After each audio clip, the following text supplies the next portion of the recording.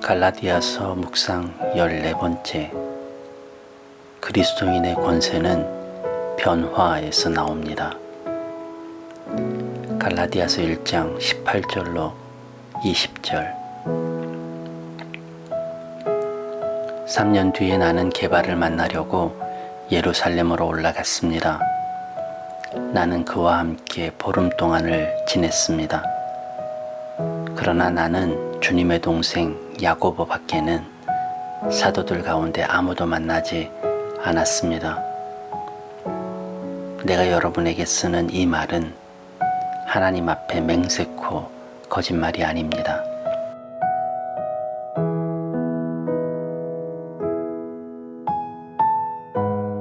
좋은 아침입니다.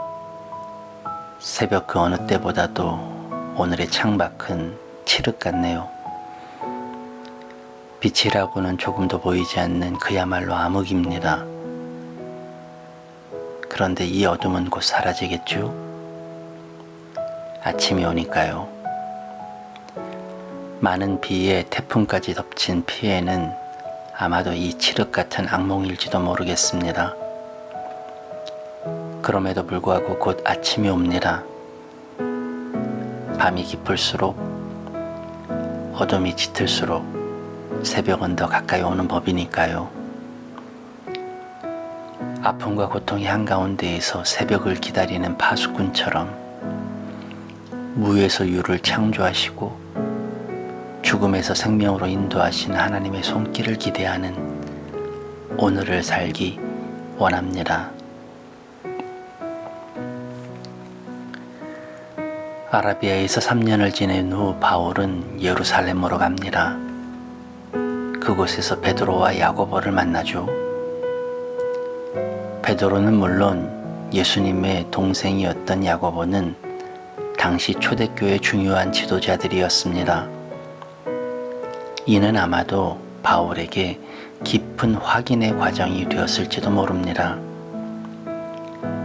다마스쿠스로 가던 길에서 만난 예수님, 그리고 아라비아에서 가졌던 깊은 성찰의 시간 속에서 확고해졌을 그리스도의 의미를 확인해보는 과정이었을 거예요. 사실 바울이 베드로와 야고보 외에 다른 사도들을 만나지 않았다는 것을 강조하는데요. 맹세까지 동원하는 것을 보면 더욱 그렇습니다. 그런데 저는 그것을 강조하는 이유를 잘 모르겠더라고요. 왜 다른 사도들을 만나지 않았다는 것을 강조해야만 했을까? 그것이 무슨 의미가 있어서 말이죠. 그래서 다른 번역본들을 읽어보았습니다. 심지어 헬라어 원문도 읽어보았어요. 그리고 작은 힌트를 얻었습니다. 물론 저는 언어 연구자가 아닙니다. 헬라어의 능통자도 아닙니다. 그래서 이와 같은 해석이 정확하다고 말씀드릴 수도 없어요.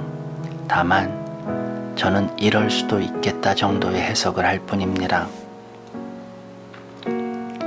19절에 처음 등장하는 헬라어 단어는 헤테론입니다.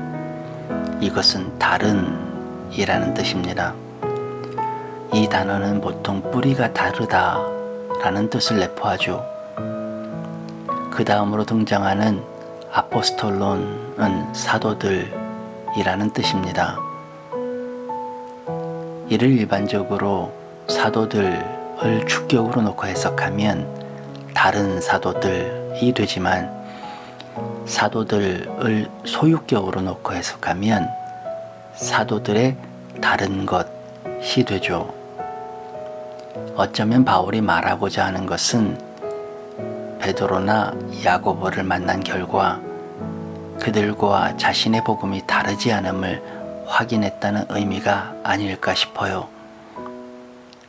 사도권이 의심받는 상황에서 그는 자신이 제자 출신의 사도들과 다르지 않은 복음을 선포하고 있다는 것을 말할 필요가 있었을 테죠. 이것은 제 개인적인 해석이고요. 그렇다면 우리가 읽은 새 번역의 해석대로라면 어떨까요? 바울이 베드로와 야고보 이외에 다른 사도들을 만나지 않았다는 것을 강조하는 의미는 무엇일까요? 베드로는 이미 설명이 필요 없는 제자입니다. 반면 야고보는 설명이 좀 필요하죠. 그는 예수님의 제자가 아닙니다. 세베데의 아들 야고보도 알페오의 아들 야고보도 아니죠. 그는 예수님의 형제 야고보입니다. 이 야고보는 예수님이 십자가에 달리시기 전에는 예수님을 믿지 않았어요. 오히려 예수님을 미친 사람 취급하는 가족이었죠. 그런데 그가 예루살렘 교회를 책임지는 지도자가 됩니다. 베드로는 어떤가요? 예수님의 수제자였지만 배신자의 전형이 되기도 하죠. 3번이나 예수님을 부인하기도 했습니다. 그런 베드로에게 예수님은 3번이나 내가 나를 사랑하느냐고 물으시죠. 그렇게 베드로는 출렁이는 변화를 겪으며 초대교회의 지도자가 되었습니다. 3이라는 숫자가 참 재미있어요. 오늘 본문 18절 첫 단어도 3이라는 숫자죠. 히브리어로는 이 단어가 샬라쉬인데요. 이는 반복하다는 의미를 가지고 있어요. 그러니까 여러 차례 반복해서 더욱 강화시킨다는 의미인 것이죠. 여기에 횟수를 나타내는 단어 샤네는 바꾸다, 변화하다는 뜻을 가진 단어입니다.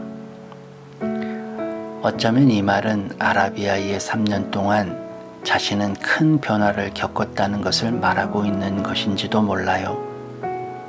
베드로의 변화처럼 그리고 야고보의 변화처럼 말입니다. 오늘 히브리어 헬라어를 많이 사용해서 죄송합니다.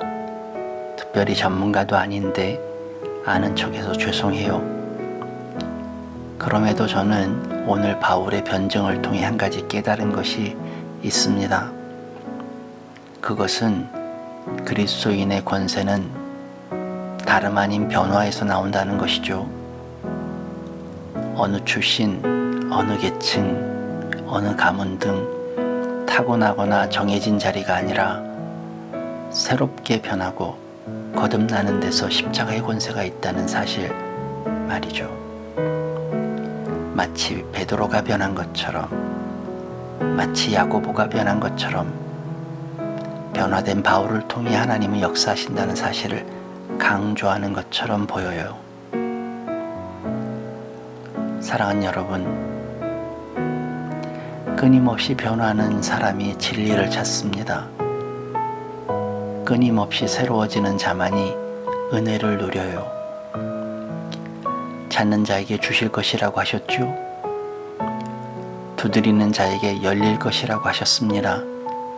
이는 끊임없이 새로운 것을 추구하고 변화를 갈망하는 이들에게 주시는 은혜입니다. 지금 자리에 만족하지 마세요.